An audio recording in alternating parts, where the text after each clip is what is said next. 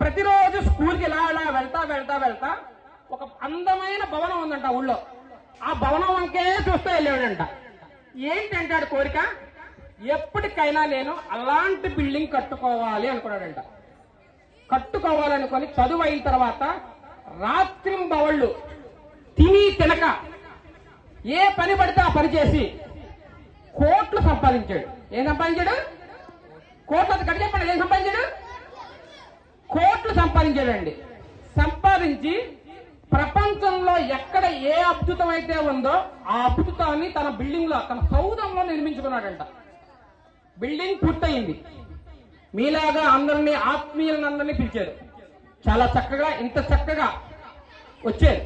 వచ్చిన తర్వాత ఎవరికైనా భోజనాలు చేసి అందరూ వెళ్ళిపోయారంట. అందరికీ కూడా హాయ్ చెప్పాడు, బాయ్ చెప్పాడు, అయిపోయింది. తన కట్టుకున్న అందమైన బెడ్రూమ్లోకి ఎలా వెళ్ళి తలుపులు వేసాడట. భార్య పిల్లలు కూడా చక్కగా మాట్లాడుకుంటారు.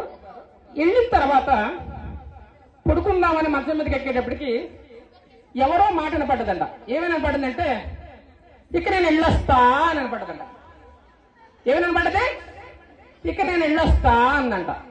వెళ్ళొస్తా అంటే ఎవరా అని చెప్పి చూస్తే అందరూ వెళ్ళిపోయారు, తలుపులు కూడా వేసాను అని మంచం కింద ఒకసారి చూశాడంట, పైన చూశాడంట, అన్నీ చూశాడంట.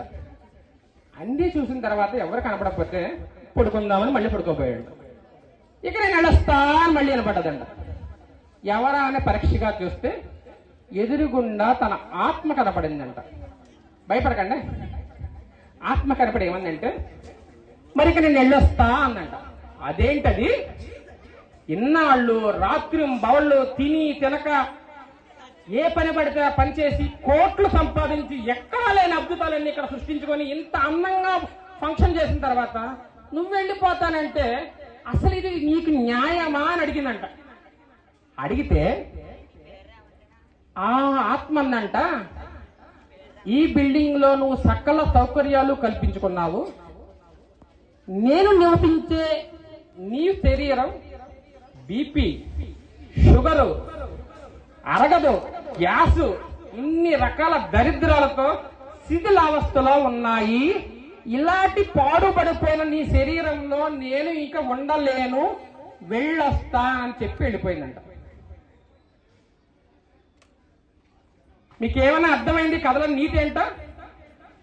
కష్టపడి సంపాదించి అన్ని సౌకర్యాలు మనం కల్పించుకున్న సందర్భంలోనే దానితో పాటుగా ఆరోగ్యానికి కూడా విలువ ఇవ్వాలి.